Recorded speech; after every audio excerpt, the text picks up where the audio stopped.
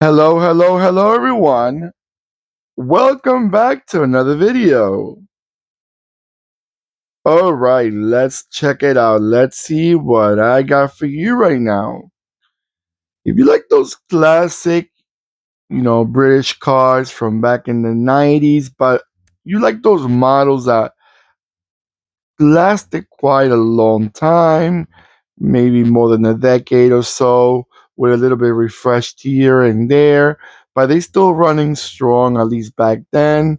Then these are the type of cars you would like to watch. Let's give it a proper presentation.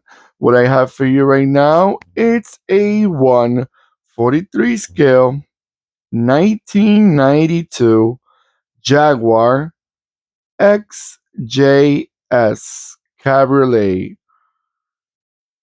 What can I tell you about the Jaguar XJS? If you haven't seen this model, either there's two possibilities.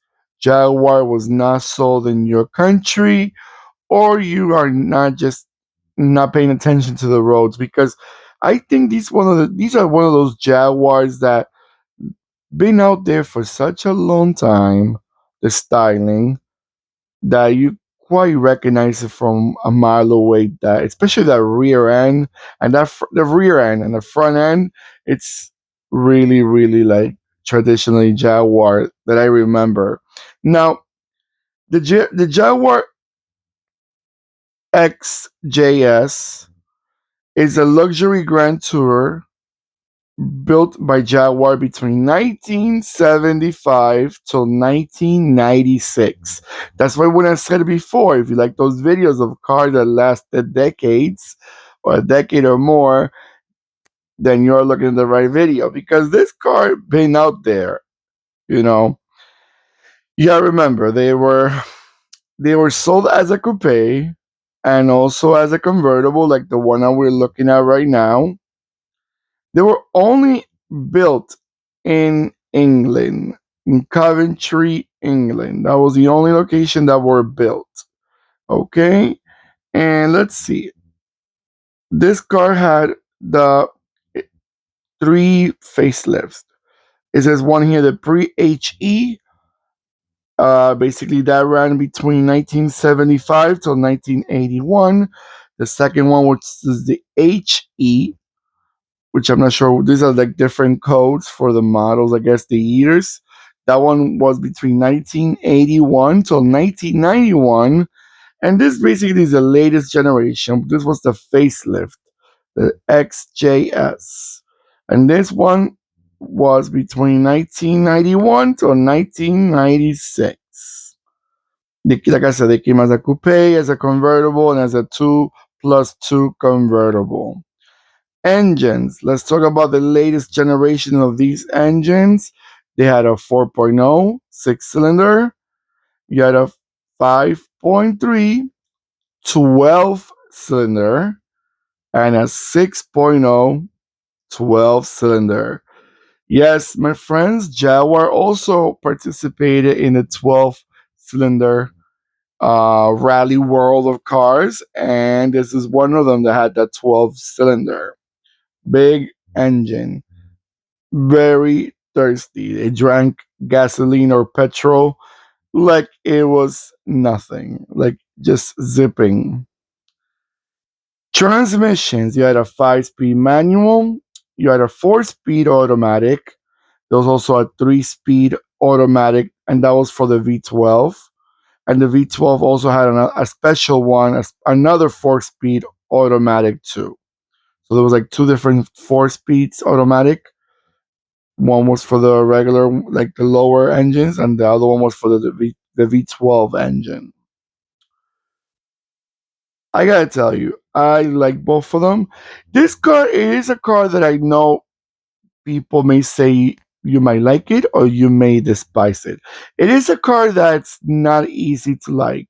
Some people don't like the front end. They say it's too long. I heard people calling it looks like a lizard. People love to put nicknames on cars.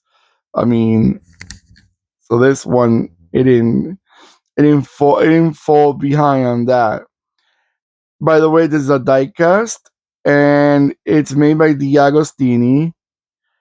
I'm about to get the coupe also. There's the convertible version. I also like the older ones. They had like the round quad headlights.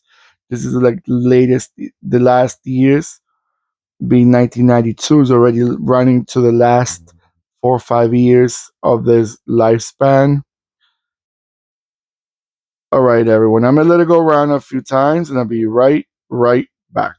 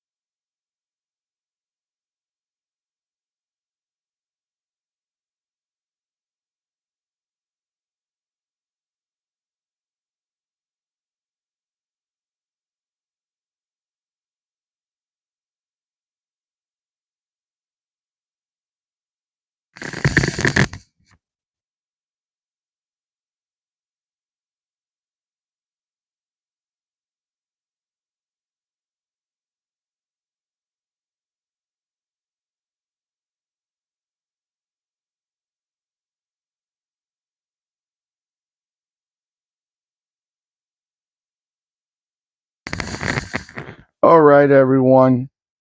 So, what do you guys think about this?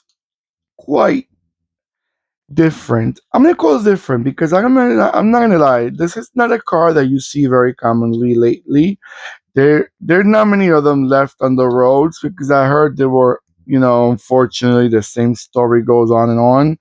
They were not that reliable. I heard they were super expensive to run. A V12 is not for everyone. You may like the sound of that V12, but then when you look at your pocket and you go to the gas station and screams about how are you spending that much money per mile, per kilometer driving, then you start thinking twice, what did you get yourself into? Everything looks good at the beginning. Then when you start thinking, then when you do your math and you think about the expenses, things change. Just saying, you know. So think about it from the beginning what you're planning to get into.